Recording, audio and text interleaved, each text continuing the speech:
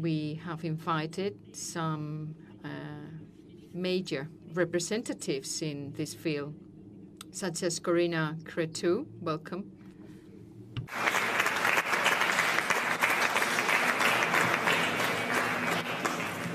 Fabricio Barca, economista y autor del libro Una agenda para una... Fabricio Barca, thank you. The author of An Agenda for a Reformed Cohesion Policy.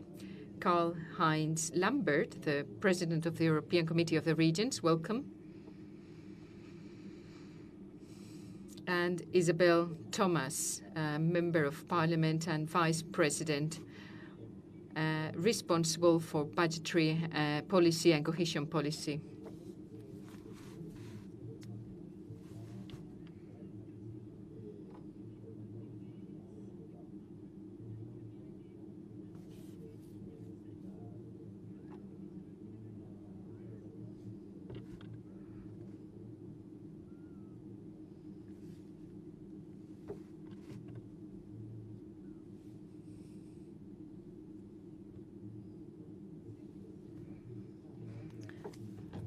Thank you, dear friends. First of all, I would like to thank you for your presence.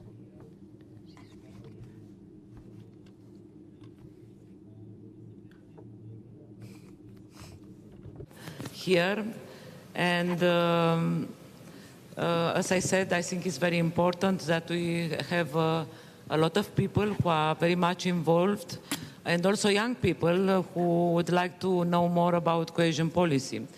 So thank you, Mr. Professor Barca, Isabelle, we were colleagues, we are colleagues in the European Parliament,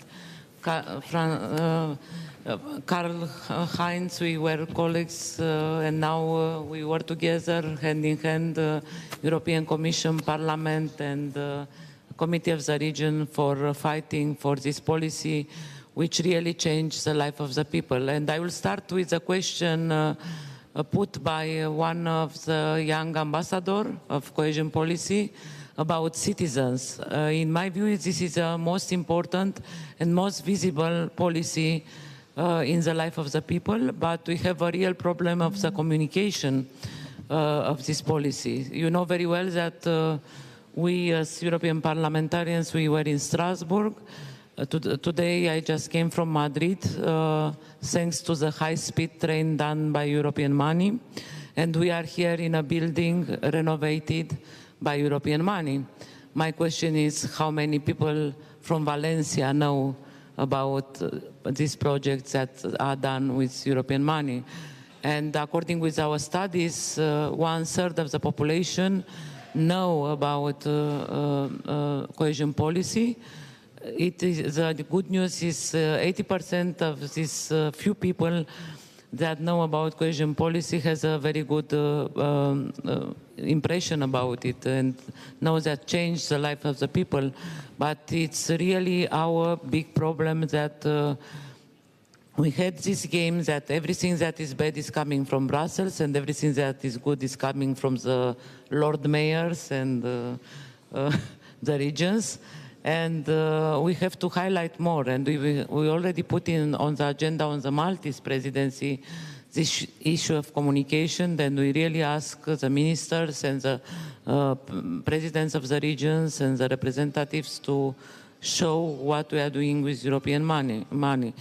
My friend Katusha Marini from Norcia knows very well how much we work hand in hand for helping these regions in Italy hit by natural disasters. We were fighting in the European Parliament as a group in S&D to change the regulation to allow member states to use 100% European funds when is needed in the case of natural disasters. We have succeeded after the trialogue to achieve 95%. And yesterday, for instance, European Parliament approved 1.2 billion for helping Italy. and now it's the next stage is to be approved by the Council. So we do a lot of things yourself also. I saw that you had visited today some projects done by European funds here in Valencia. I think it's not another time when this work together means so much. So we really have to be together, and I liked when the young ambassador said about in all languages, ensembles, zusammen, insieme, junto, it's in Spanish it's junto. Junto, mazi is in Greek, and if I may, I will teach you in the language of the country I'm coming from, împreună. This means together. So we have to be all together, because you know very well that this week President Juncker announced that the next multi-annual financial framework will be submitted from the Commission to the European Parliament in May. So this will be the toughest month for us. And we know very well that the negotiations with Brexit, with UK is not going well. According with our statistics, we will lose 15 billion per year due to the leaving of the UK. So we have by default less budget, and we have new challenges like migration, security, internal, external. So it's very early to say how the budget will look like. There are many ideas. Now we are in the stage that we have no taboos. We are very well aware that we have to make this policy more flexible and more simplification is a key. But this is, we also ask the European Parliament to adopt this omnibus regulation, which will introduce some simplification even from this programming period.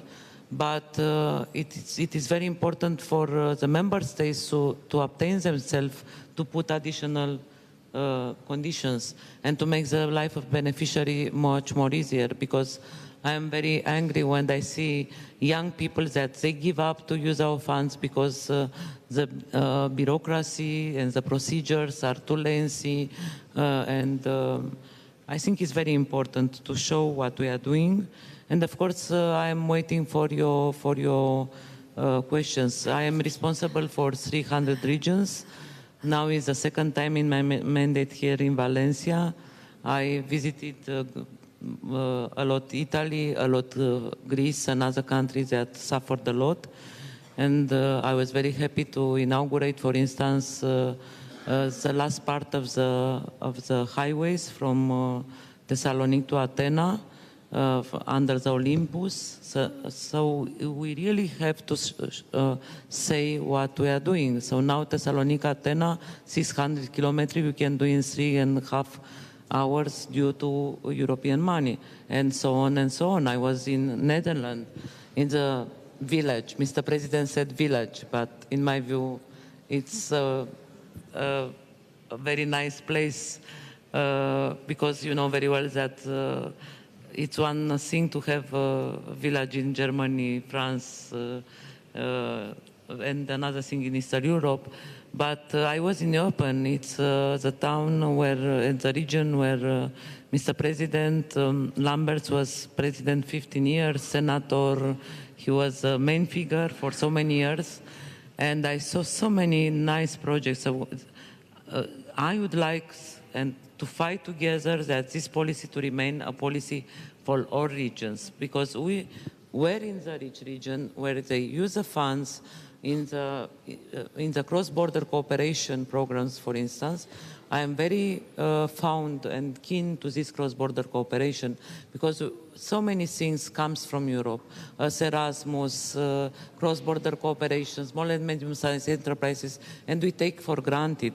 And it's very important to understand that European Union should be stronger even in the framework of 27 after 2019. So it's up to us to be ambitious and to do more with less. Thank you very much. Thank you.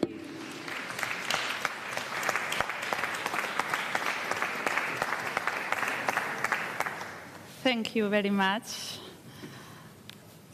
Now we need brevity, please, because I promise a discussion between our attendees. Thank you. Fabrizio, whenever you want. Thank you very much for the opportunity to be here. I will tackle exactly the same point that the Commissioner has on the question. We have a paradox. We had these amazing flowers, 1,000 flowers. We had 7 flowers, but there are another 993 amazing flowers around Europe. And then it doesn't go through. No? It doesn't go through. We don't convince the people. We don't move them. We don't give the feeling that this is Europe. So what is the issue? I think that we progressive people we should know about paradoxes, because we have a big paradox on our heads.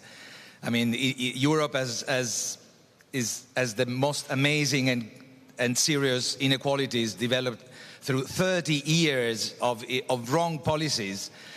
We have pushed people into divides, new social divides, new economic divides, fears for your identity, fear for your norms at local level, fears in rural areas, not just about economic and social, also about values, okay? And then these fears have not produced a support for the people who have opposed the wrong policies and the progressive. These fears have gone in the wrong direction. They are supporting barriers, they're supporting closing, they're supporting anti-competition, they're supporting... So we have that's another paradox, okay? So we should know about paradoxes, and we must tackle paradoxes, otherwise we are not going to win the hearts. And I think the answer is one, and we should adopt the first line on President Juncker's speech, which is, we have been too cautious. This is not time for caution. We have been too prudent, troppo prudenti. This is the issue. I mean, in the case of cohesion policy, it's even more amazing, the paradox, because in my view, after 18 years, 20 years, having worked with it at every possible level, administrative level, local level, top level, political level, ministerial level, my answer is that the present and the current arrangement after the 2013 reform of cohesion policy is the right regulation. It is not a problem of rules. The reason why we have a paradox is that it's about implementation, is the political implementation, is the technical implementation, is the human resource implementation of that policy where we lose. And we should tackle it. I mean, I've written proposals on the basis of that, but I leave that if somebody wants to know about them. That's not, I argue in my remaining minute why I believe that. The current policy has all the ingredients that you asked for. The participatory aspect is there. It is a policy that brings context back into the place, okay? All the wrong policies the last 30 years have been space-blind policies, okay? Policies designed in a competence centers, believing that you can design a policy and ignore the amazing amount of knowledge. It's not just a matter of democracy, it's a matter of the knowledge in order to design a proper health system is only among the people. It's not just that we are the nice people that want to hear them. Participation is knowledge, and the policy is there. Not only that, we are not blind. We know that the local level sometimes degenerates. Let's speak frankly, this is a political meeting. Sometimes the responsibility for the underdevelopment traps is due to the local leadership. So this is not just a policy that says it's not good old local development, oh how lovely they are in every place. This is a policy that enhances and gives power to the local level, but retains for the European Union a power, what Adam Smith called the impartial spectator, invasive, paternalistic, Amartya Sen would say. So this is an amazing policy that combines a local level, potentially, local level empowerment and a strong power at supranational level, distant from places, not to be captured. You know, Corina cannot be captured by the small little detail of my Calabria, okay? So the design is appropriate. So what is the problem? That when it comes to it, we do not really believe in it.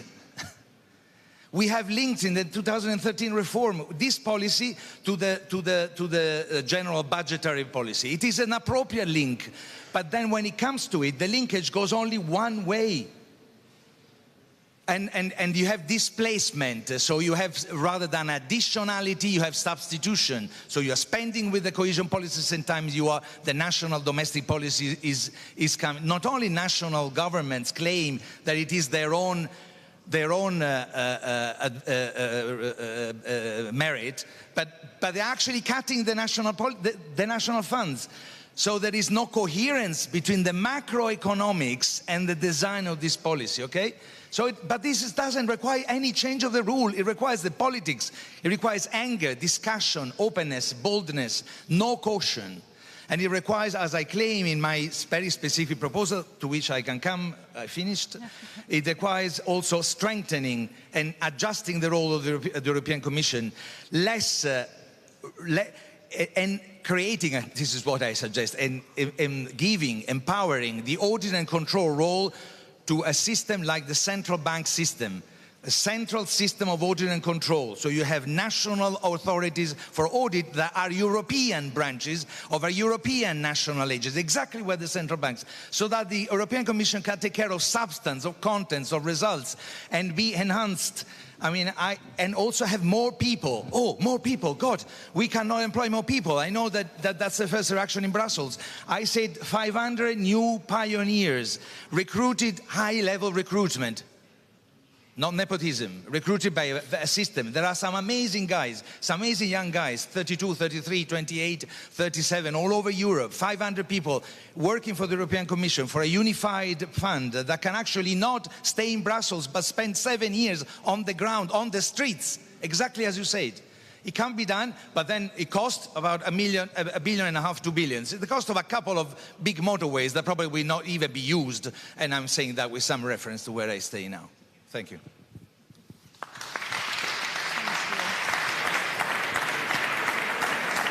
Thank you. President.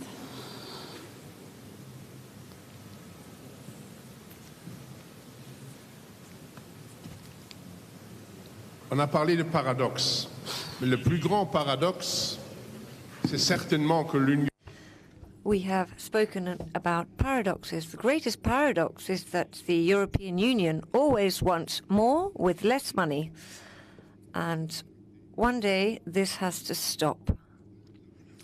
This morning we already spoke about the famous 1 cup of coffee per European citizen that the budget costs each day. That's already a lot if we look at the sum, but actually in truth it's very little. However, I am also certain that we are not going to have huge additional sums. The most essential thing is that the cohesion policy is a policy which happens on the field, which is not conceived somewhere in Strasbourg or somewhere, but which is developed based on the regions and territorial collectives. That's what the aim is, and it's a good one. And I think, moreover, that there are a few simplifications to be made. Legislation is pages and pages long, and I have spent 30 years of my life to apply cohesion policy in the region. Sometimes it could be simpler. We might get there one day, but the most essential thing is that in the coming years, in spite of Brexit and other priorities, what's important is that we continue having a strong cohesion policy where all involved parties have a voice and which does not see itself destroyed by all sorts of conditions. A cohesion policy which is truly a policy that proves that the European Union has a true added value for people in the region where they live, because everywhere there are extraordinary things to be done. For a European Union without a cohesion policy would not be a European Union as myself and my colleagues see it in the Committee of the Regions.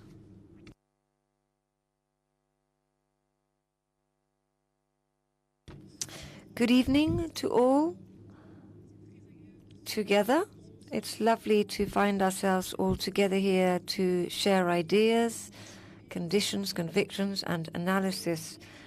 The reason that I have come is that not only to share opinions and analysis, but also a great mobilization, for we are going to need a great mobilization of all of those who think that the European Union should very quickly have available some funds which will be able to fulfill this deficit and all of our aims. And I say this budget is impossible, as I'm saying, which represents barely 1% of the GDP. This budget no longer corresponds to the political commitments of the Council.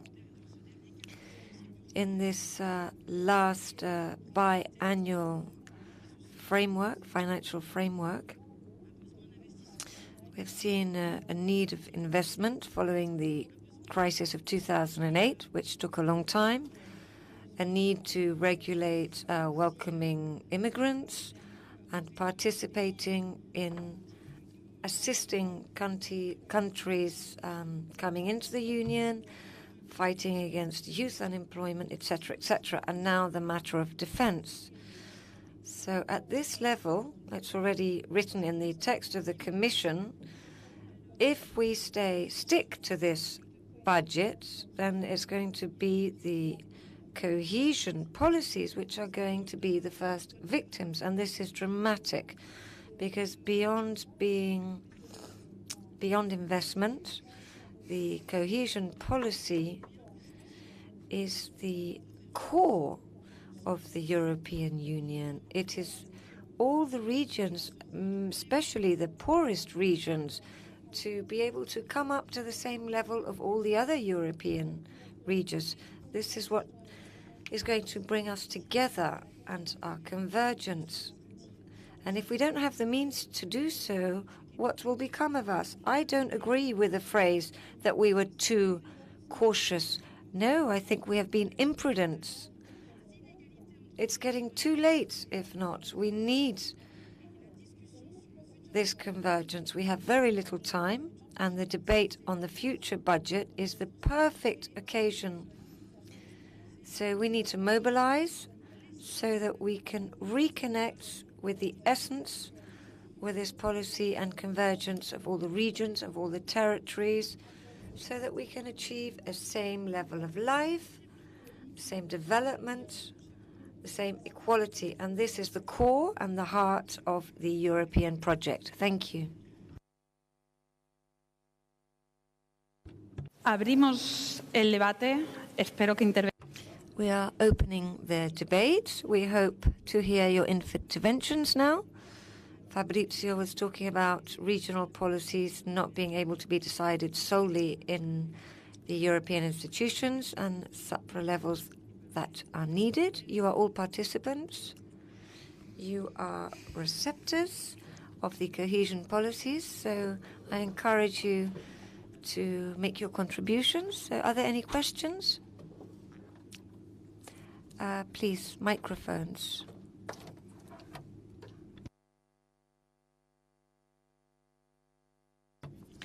Thank you for having defended the territorial cohesion policy.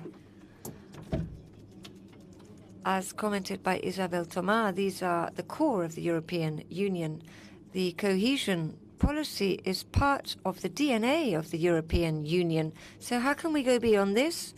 This morning I suggested that we added a croissant to the coffee with more or less 3 euros per inhabitant per day for the European Union, which would make up a budget which would finally represent 500 million, 1/10 of the US budget.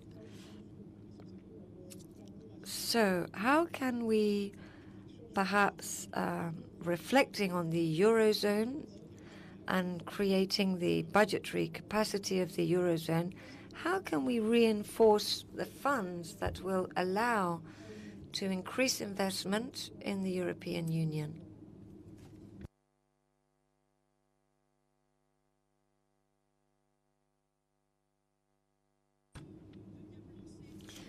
I would like to go straight into answering this, for indeed, why do we get stuck with this ridiculous 1% or this coffee that we were talking about, which is not meeting the needs?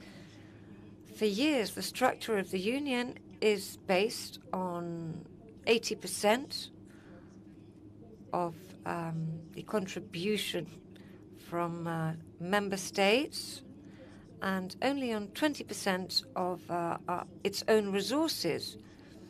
For this structure of the budget, for each negotiation of the budget, the sole aim of governments is to pay the least possible.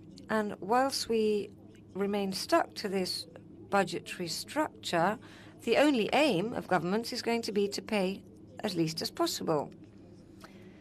So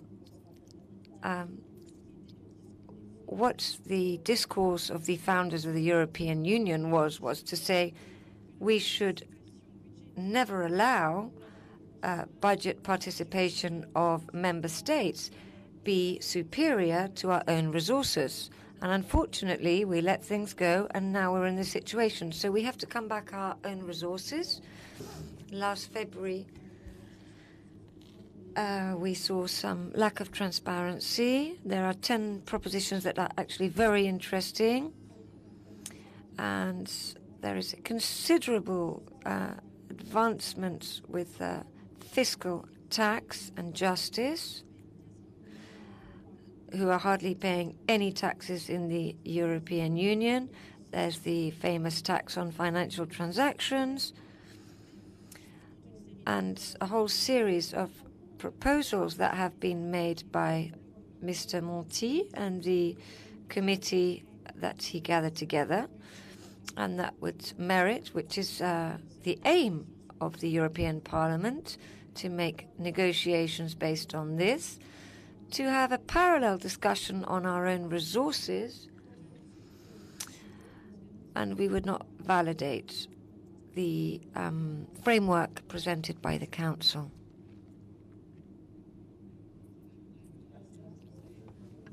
This expression about cup of coffee comes, you know very well, that if you give to the state 100 euro, 50 euros is going on taxes and assurance, and less than 1 euro is transferred to the European budget. And from so little money, we are expected to do roads, highways, hospitals, small and medium-sized enterprises, to help young people, and so on.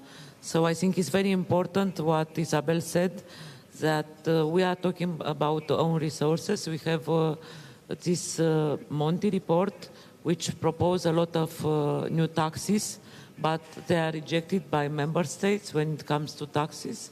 So we are here in a very big situation. Member states do not want to fill the gap that we have after Brexit. They don't accept taxes. So it's clearly that we gathered here in Valencia with socialists in order to give this strong message that, as you said, cohesion policy is the best represents our values, that we need growth, prosperity, we need growth, but we need it for everybody, not just for a few. This is very important. And of course, you said about the battle that we have, but it's also a battle inside the Commission, and I can assure you that from my side, I really think that we not only that we should not accept the reduction of this policy, but we must call for consolidating the policy as a pillar of European construction, because it's, as I said in my introductory remarks, most visible policy in the life of the people. And without cohesion policy, I think the last glue, the last cement that keep us together will go. Thank you very much. Thank you. Nothing comes by itself, and certainly not money, especially when it's money that belongs to others. We have to fight, and I think the struggle for our own resources is vital, but I fear slightly that we will not end up doing this already in the middle of next year. We also need to struggle and fight on another terrain in the framework of resources that we can already foresee now. And here we need a veritable alliance for cohesion, and we will have the pleasure of the inauguration next week to launch this alliance. We are going to try and mobilize everybody and all people in the regions, in the towns, in cities. There are hundreds of thousands of people that make projects reality, and we can travel every day for the rest of our lives and not get to see the amount of projects that are being developed. But unfortunately, they don't always end up being positive for the alliance of the European Union. We need to keep mobilizing. I'm not entirely in agreement with my friend Rouillon when he says he would like to add a croissant to the coffee cup. So I would instead add a packet of crisps or a plate of chips. So in the debates that we're having now, we need to go a little bit beyond. We need to see more than just the cohesion policy. We need to be very attentive to what is being done with the famous Juncker's Fund, the investment fund, which is important, which mobilizes private money. But we need to avoid that any European genie manages to get money moving into that fund. We need to be wary of this. We need to put an end to this policy of austerity, which is entirely technical and blind, and which leads many people to being incapable of investing correctly because we are applying in too much of a blind way when it comes to convergence and debt. We need flexibility. We mustn't do anything that comes to mind. But if we combine what is left of the money following Brexit with an intelligent flexibility, the real solution is obviously the new task, for the new task to search for new means. Any other questions?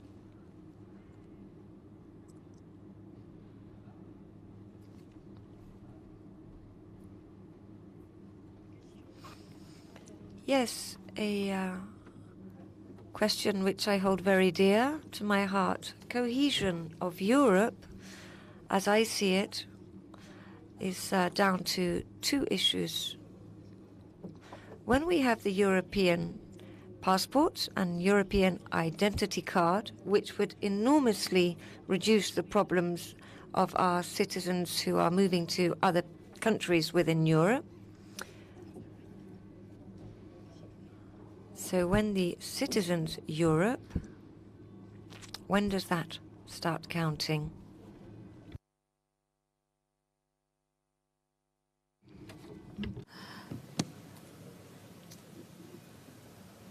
So I think this is very...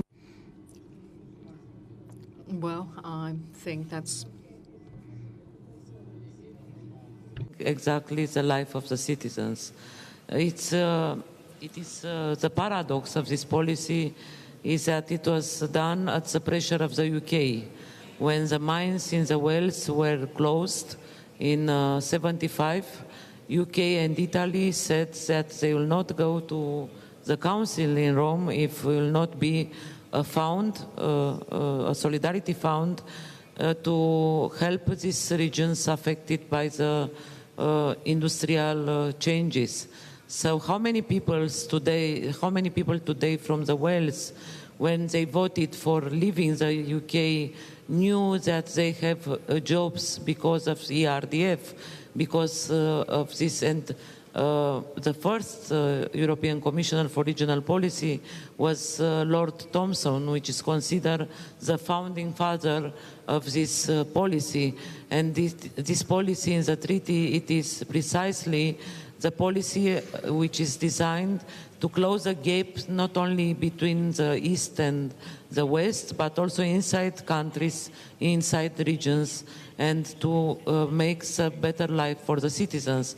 And I would like to assure you that we don't take any decision without consultations with the stakeholders, but also I would like to see from the citizens themselves more interest about Europe, about you saw very well also in the UK that they knew about European Union. They Googled only after they voted to go to know what the European Union means.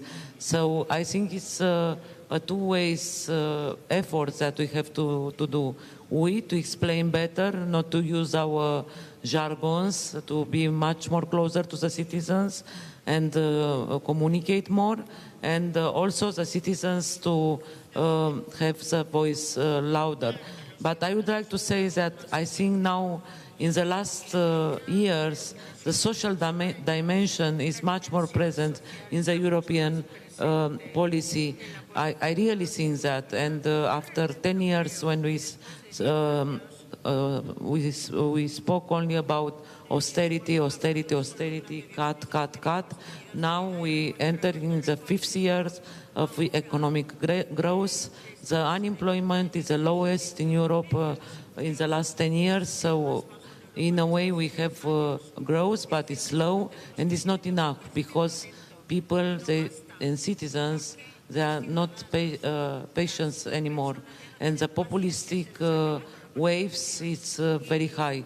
When I first came in the European Parliament as an observer, 1 year before my country joined the European Union, there were only 2 people isolated, Le Pen, father and daughter.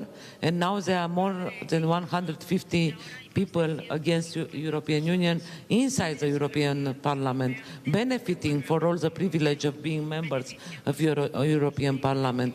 So I think it's very dangerous what is happening with these populistic waves in every country, which comes from insecurity, frustration, and all the things that maybe we are not able to explain. But the solution is to remain stronger together and to find solutions together, not to put walls and isolating ourselves in our ghettos. This is the most dangerous way of going on. Thank you so much.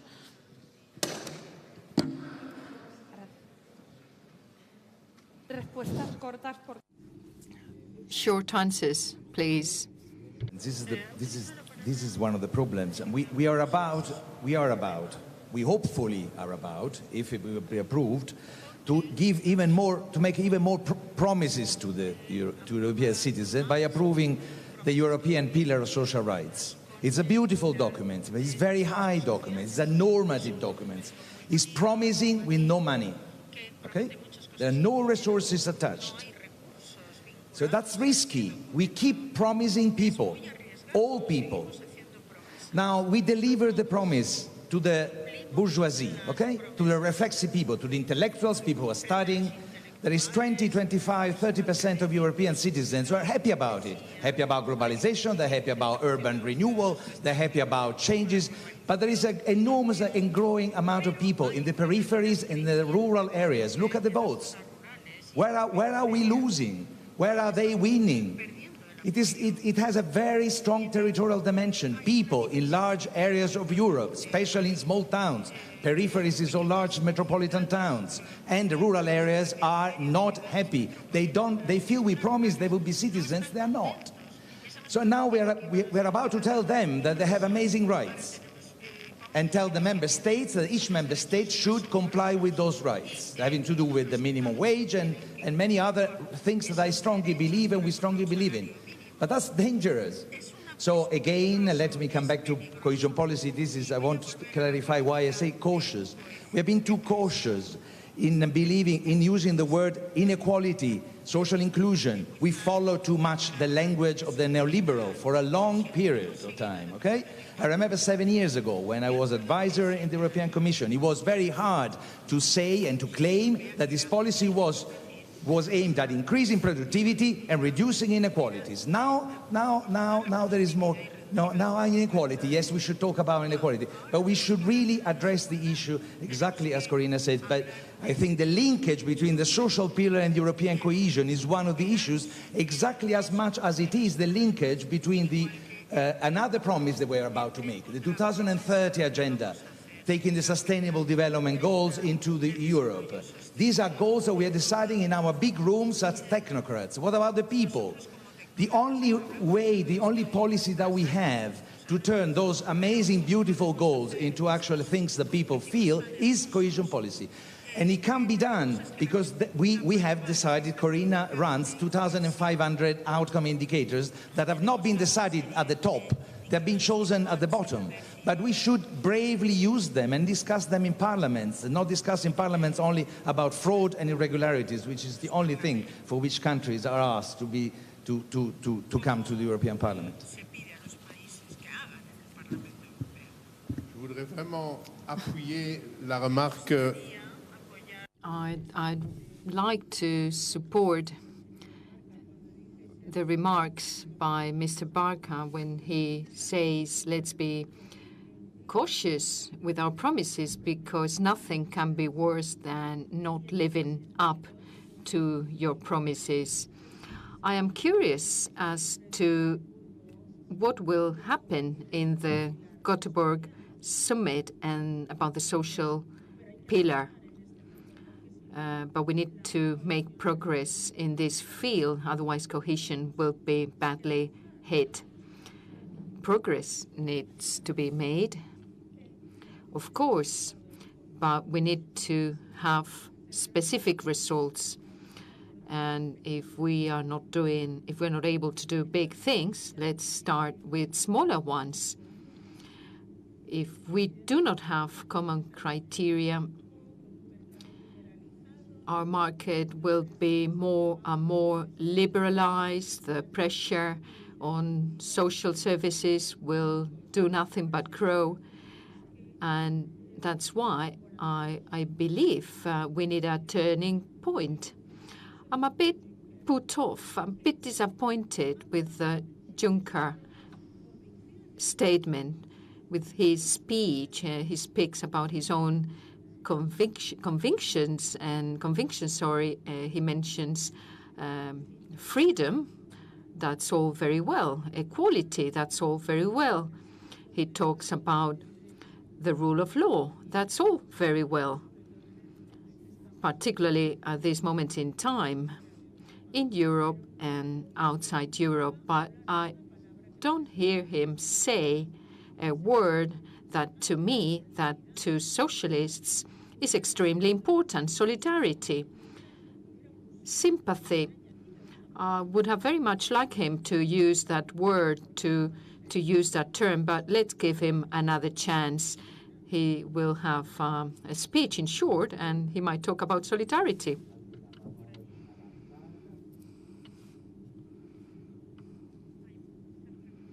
There are quite a few questions. So, thank you. My name is Peter Oswald. I am first vice chair of the Coter Commission. First of all, let's just think, for us, it's a political debate. Who is Europe? Is it European Commission? Is it European Parliament? Who is the Europe? This is our citizens. And we have to think about. And what they like to see. We can always show what we did for the citizens in the past. But this is a past. The people like to see what we are able to do them for the future. Future is what is going on. And just look what's the debate, general debate in the Europe. What we have on the table? White book from Juncker about 5 scenarios. But this is just technocratical scenarios. We need a vision. We need some vision of the Europe. We have to show the people where we go and how we use it. And what's happened with the cohesion policy? If I remember when I started working in European matters since 1999, I think. And I remember it was almost regional policy. We are discussing about Europe of the regions. We are discussing that matters. And just now, what is taken on European level? Sometimes I listen, I feel that this is just a discussion about just how is the distribution of the European money between the countries. It's taken like that. Nobody speak about the success. Nobody speak, our commissioner of course speak, but it's generally just discussion how much this country gets from the funds, how much gets that. And from other, how much money is going for this sector. And from both sides is waiting the private investment funds, and that is. But we have to show what is the crucial of cohesion policy. Crucial of cohesion policy is a regional policy, is very open on the, Mr. Barka spoke about all of the things. I not agree with everything is functioned so easy from the regulation like you talk about. But what should be for a crucial is your place-based approach.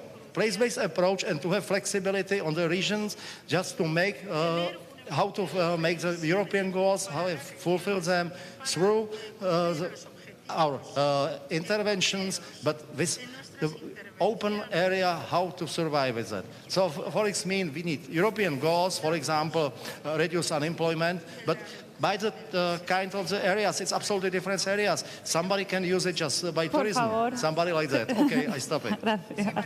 Thank you. Antes de responder, tenemos muchas preguntas, juntamos varias. Right, thank you. There's another question here. Can we have the microphone? My name is Crystal Bayen. I come from the Union Association in Germany. I've been listening to all the comments, and yes, we can do specific things for workers in Eastern Germany. We introduced and implemented good measures to reinforce employment. And we put in place different measures in the weaker regions in Germany, particularly in the new Landers. And these measures are very, very specific. So we don't help companies that have dumping practices in place, poor conditions, poor working conditions. Rather, good criteria have been developed together with worker unions and associations, and these criteria have been implemented in 6 Landers. My question is, are you thinking about a similar measure in Europe? Just one more, and that'll be it. You have one? That's good.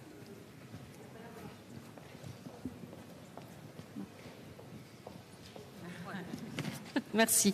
Isabelle Botelho, moi je voulais... Thank you. My name is Isabelle Botelho. I would like to make a comment. In the morning, it was a huge pleasure to listen to the President of the Committee of the Regions with his political speech. He put aside his technocratic hat, He took it off. It was nice to listen to him, but we need to think about the budget to know where we stand, to know what resources we have. It's not reasonable to continue thinking we will have, a budget, a growing budget for good. So we have to drop that idea. The reform is inevitable, unavoidable. Today's meeting has proved so. It's important for the Parliament, for the Committee of the Regions to think about that, about our own resources. Right, who wants to have a go? Oui, je pourrais...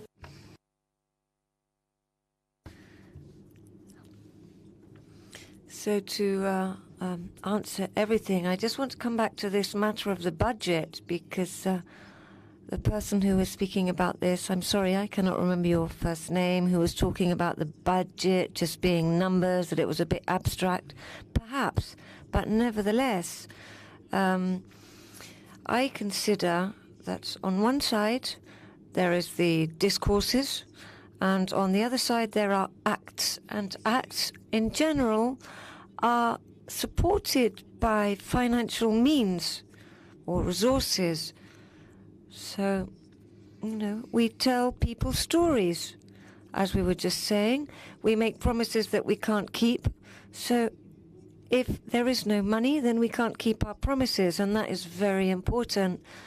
And I would like to just tell you very quickly in a minute, these last years about the biannual financial framework, we had forgotten an investment budget of 2014-2020, policies for infrastructure and policies for research, which are the investments for tomorrow, and infrastructure, which are the investments of today. Then, as we did not have sufficient money, we had a budget, a 2-year budget for fighting against youth unemployment. That was not going to be enough. So, in brief, we had a budget which was no longer a budget, which was a kind of tourniquet, where we just went from one cut to another, trying to keep people as happy as possible in this very unhappy state. So, as Corina Cretu has said, we have a cut which was going to be unavoidable. Brexit with, let's say, 12, 15 million less in the coming budget. So if we already have a budget which we have, should we say, squeezed as much as possible, then we have some millions in deficit. You can see clearly the policy which is going to hold it all together is that we're aiming at is the cohesion policy. Of the 5 scenarios, 4 of them reflect that there is a reduction in the budget. And then we have Juncker's speech on Wednesday, and there we will really see what is going to be happening. So we know macro conditionality, that is conditionality based on respecting austerity measures. And now we see the appearance of a whole new series of conditions which we might be in agreement with. The question of public freedom, of welcoming immigrations, we can all be in agreement with this, but on the condition, here is another little alarm bell that I'm drawing attention to. This must not be a pretext to once again make cuts in the budget and in cohesion, which is why it is so important to understand that the budget is a very, very concrete issue.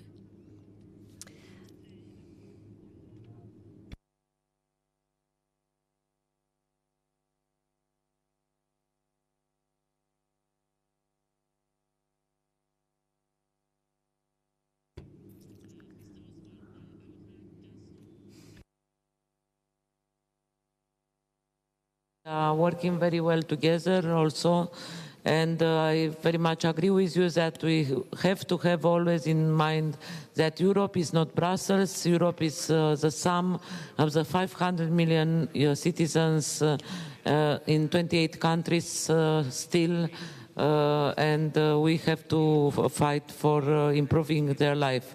And this I make the transition to the question coming from the lady of Eastern Germany. I apologize that I don't know the name, but I would like to say that I really admire the administrative capacity of what the Eastern Germany landers made. But I would say that I never heard from a minister from Berlin saying that thanks to the European funds, now these landers are not anymore less developed regions, but they are regions in transition. And we invested a lot in Eastern European landers. As I said in the beginning, I am a big fan of administrative capacity. I know that the budget is important, but I also know that we have many countries for which we have money, and they are expecting in Brussels to meet the criteria, because we have these ex-ante conditionalities and all these things that are not done. So I am very much in favor and exchanges of good practices. As I said, cross-border cooperation. I was very moved in Frankfurt am Oder, I think, with Slubice, between Poland and Germany, to see how people are going now every day in the university in Frankfurt, having dinner, just crossing a bridge done with European money, because I know how many people had died in this border, like between Bratislava and Austria, how many people had died in the Danube, and now you can cross in 15 minutes from one country to another. So I think it's very important to not take for granted what we have. So, as I said, administrative capacity is very much important, but also, of course, budget. And the last question, thank you very much for it. I think we are here precisely for fighting for this budget post-2020, because, as I said, I think it's too early to talk about the volume, because we don't know how the negotiations with Brexit will go. But it's our duty to be together, and it's a duty of us, a European Commission, of European Parliament, of Committee of the Regions, of the Council, but also member states. And member states so experienced, like Germany, like Spain, that use these funds for so many years, with so many successful stories, they have to have a louder voice everywhere about the importance of this cohesion policy. In Italy, the same. We have failures, but we have also so many success stories. Everywhere, there is not a region, locality, and the member states that doesn't have a hospital or a university or a high school or a road done by European money. So we have to talk about this. I would like to thank you all for all the support you gave me. I think I consider myself representing you in the European Commission, especially the regions, and you always can count on me. And of course, it will not be easy, but I hope we'll have the power to succeed, and we have a proper cohesion policy, not leaving anybody behind, also after 2020. Thank you once again.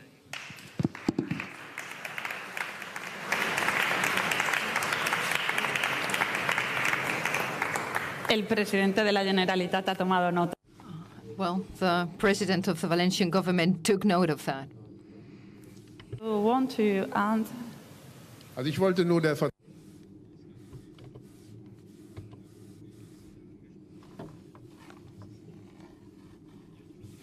I just want to add something. The person representing the unions in Germany. The problem you mentioned is essential, is basic. There's still a lot to be done in that regard, and we do need to be supported by European unions, particularly if we want to avoid a situation which is only focused on salary reductions and one that looks to constrain power in authorities. Of course, we need to regulate all these things, minimum salaries, etc. But as I said, there's still a lot to be done in trying to have the necessary majority in the European Parliament and in the European Council.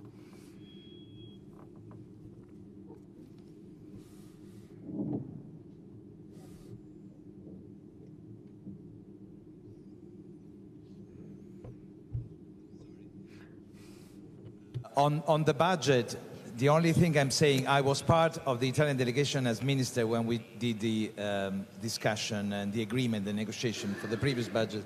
The only thing I say, whatever position the Progressive Alliance take it till the end and be credible, because last time that was not the case and it is a problem.